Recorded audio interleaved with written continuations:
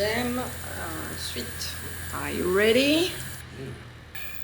Dans ce deuxième chapitre, on va s'intéresser aux communautés qui vont constituer ton audience, tes usagers ou tes bénéficiaires. Dans les milieux qui font du business, on appelle ça la niche, et dans les milieux des cultures institutionnelles, on appelle ça ton public. Vous les appellerez comme vous voulez, mais retenez une chose, comme l'a dit Jules. Quand on me demande de faire une photo, je dis toujours oui parce que ce sont ces gens-là qui achètent mes disques. Bref, vos communautés, ce sont vos proches, celles et ceux qui s'intéressent et qui sont intéressés par ce que vous faites.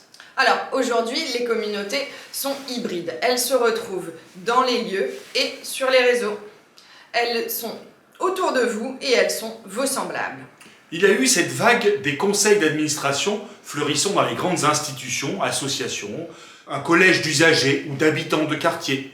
Puis ces associations liées aux grandes institutions qui sont devenues les amis du musée de X. Mais si vous n'avez pas la référence, peut-être qu'on peut penser au club de lecture ou au ciné-club. Bref, c'est pas nouveau que les gens se regroupent par affinité de pratiques culturelles, et c'est pareil dans le sport ou toute autre forme de passion. La question pour l'entrepreneur culturel que vous êtes, que faites-vous de ces publics et de ces communautés? Quelle place vous allez leur donner?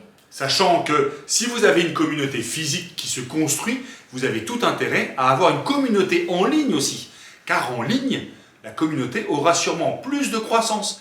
Elle vous apportera certainement une légitimité en physique, nul n'est prophète en son pays, mais s'il est reconnu, ça aide quand même. Bref, ce sont des espaces en mouvement, en évolution. Le récit et les contenus doivent évoluer régulièrement. Sans changer de sujet, il faut s'actualiser et être au cœur d'un mouvement qui résonne avec l'actualité. Dans tout cela, ne soyons pas dupes du fait que en ligne, comme hors ligne, celle ou celui qui passe devant votre boutique est sur votre territoire. Celle ou celui qui trouve votre théâtre en suggestion Facebook est sûrement l'ami de votre ami. Bref, en ligne comme dans la vraie vie, il est dur d'être ouvert à la communauté, de comprendre ses codes, mais faire l'effort rapporte beaucoup. On peut aussi imaginer plusieurs niveaux de lecture de votre travail. Les passionnés, les curieux et ceux de passage. Tout comme un tiers-lieu peut être ouvert aux horaires de bureau pour des coworkers, le soir pour des clients d'un restaurant ou d'une salle de concert et le week-end pour des ateliers avec des gens du quartier ou des enfants. Se greffent alors plusieurs communautés qui vont passer d'une espèce à l'autre. Ce qui est passionnant, c'est que l'usager, le public, va passer d'un rôle à l'autre. Pour un artisan, l'équivalent pourrait être de montrer son travail en ligne, de vendre ses pièces et de sortir un livre. Certains de ces publics vont consommer l'un sans consommer l'autre. Ils feront pourtant tous partie de sa communauté. Ils auront un rôle et des fonctions différentes, ce qui ne les empêchera pas de les cumuler. Les prescriptions traditionnelles existent toujours, mais aujourd'hui, ce qui est important, c'est la confiance qu'il y a avec tes communautés.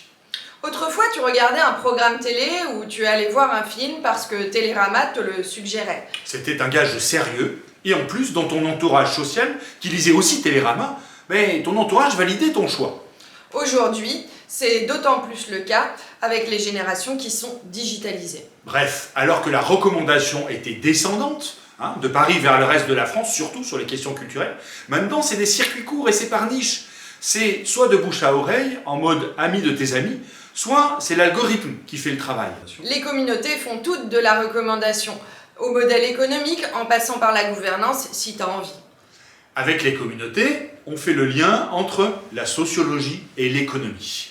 Et ça, c'est bien dire que l'enjeu n'est pas que le projet se vende bien, mais c'est d'animer correctement la communauté par des gens qui sont intéressés. Par le projet. Donc, on se le redit, pour constituer des communautés solides autour de votre projet, il faut un récit fort, s'appuyer sur des communautés hybrides, c'est-à-dire en ligne et hors ligne, et s'adresser à celles-ci en leur apportant quelque chose. Le saviez-vous ? Vraisemblablement, les Beatles, à leur début, auraient payé des femmes pour crier à leur concert.